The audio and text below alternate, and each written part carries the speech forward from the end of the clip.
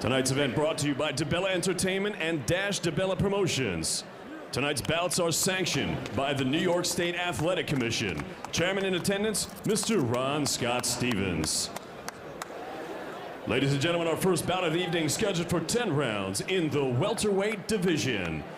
Your judges ringside, Billy Costello, Steve Epstein, and Alan Rubenstein. Your referee for this contest, Joe Cusano. Introducing first, to my left, fighting out of the blue corner. He wears the red trunks with the white trim. He weighed in at a ready 146 1/2 pounds. He has a professional record of 23 wins, 12 defeats, 3 draws, and 12 big wins coming by way of knockout. He hails from Tucson, Arizona. Ladies and gentlemen, please welcome Norberto El Gallito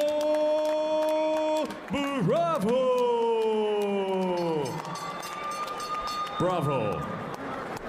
And his opponent across the ring, fighting out of the red corner. He wears the black and red shorts. He tipped the scales at 145 1/2 pounds. He is undefeated in his campaign with a professional record of 16 wins, no defeats, and 14 big wins coming by way of knockout. Ladies and gentlemen, the 2004 Olympian from Winter Haven, Florida,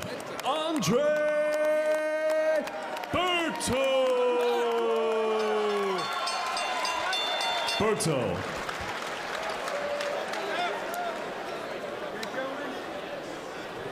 Andre? Okay, gentlemen, we went over the instructions in the dressing room. We're fighting under the rules of the New York State Athletic Commission. I want you to keep the bout clean, nice clean breaks. Belt line's fine. Everything above here is legal. We do not go below this line. I'm indicating to see you fight, not me referee. So give me a good, clean, professional fight. Touch him up now. When the bell rings, come out fighting. Guys, his promoter, Lou DeBella, says that Berto's the first fighter. When he calls for opponents, the response is, get the you-know-what out of here. Norberto Bravo is here. The question is, for how long? Yeah, you heard Dave Diamante say his nickname there, El Gallito, which translates into the fighting rooster. Well, he told us that he is prepared to fight to the death. We will see what happens tonight. The first of a scheduled 10-round welterweight bout between Andre Berto and Nito Bravo. And right away, you see the poise and the quickness of Berto. And, you know, Berto seemed like he heard Bravo with a jab, and that's a telling blow, to be hurt by a jab straight away. And he definitely looks cold in there, Bravo. Both boxes look a bit cold. Berto, 23 years old. He represented Haiti on the 2004 Olympic team. Tried to qualify for the U.S., got disqualified for some roughhousing tactics. And so realized he had dual citizenship. Both his parents are from Haiti. Had over 200 amateur fights. See, Berto's doing the right thing right now, starting everything off with a jab, get his opponent worried about that jab right now, and then everything follows from that. Both his parents might be from Haiti, but he fights as though they're both from the Matrix. I mean, this guy is going at another speed than most fighters that you see.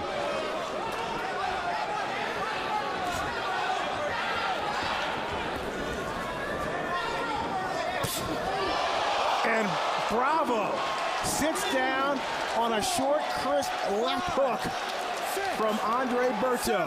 And let me tell you, Berto set that up with a jab. The guy thought a jab was coming. He put his right hand out, and Berto came right around with a left hook.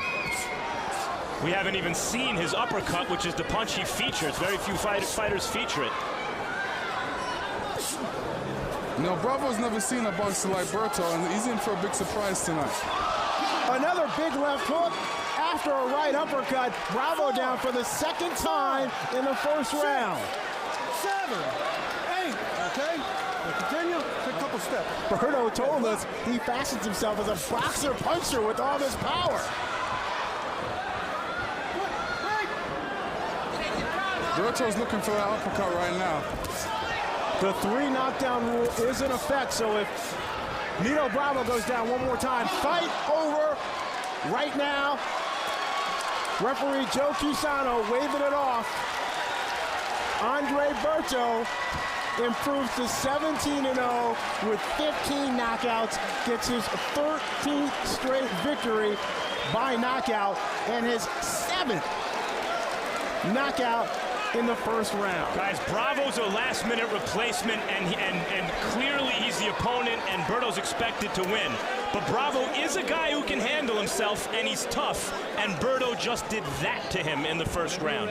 Yeah, I mean, you can be tough, but if you haven't seen your opponent and you only have an A game and you haven't figured out a B game, just in case you get hurt, then you're in problems in there. For the record, his B game was to box, but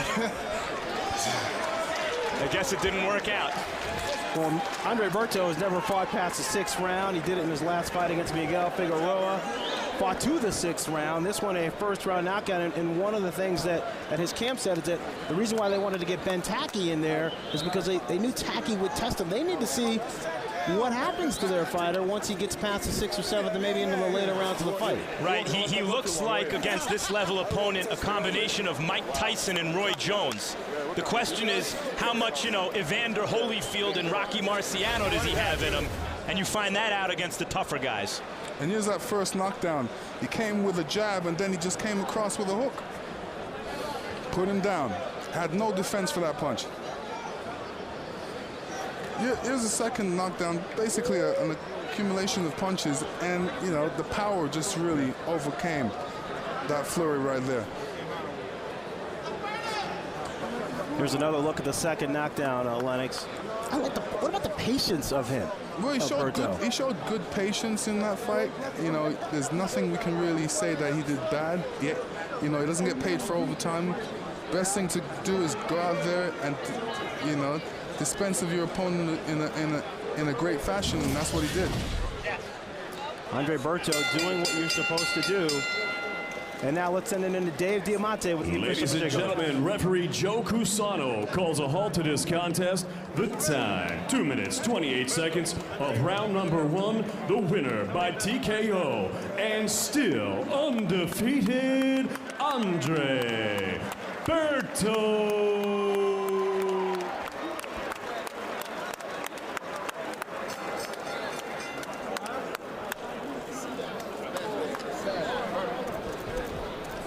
So Andre Berto improves to 17-0. Gets his 15th knockout of his career, making short work of Nito Bravo. Here are the final punch stat numbers. More many numbers thrown here. Berto landing 28, throwing just 54, landing at a 50% connect rate. And Bravo, you see just 15 punches thrown. Never even looked on balance. And the power punches, that's all Berto, he did. I mean, he did set things up, Lennox, as you mentioned, with a jab, but once he started firing with the hooks and that uppercut, his favorite, it was lights out for Bravo. Definitely, it was just pure power in there, and each punch he has power in his hands, and that's what he did today, just show it. The biggest problem with Berto is going to be, how do you pace this thing? How do you not elevate his level of opposition very quickly? So Andre Berto gets the night off on fire here at the Hammerstein Ballroom with a first-round knockout over Nito Bravo.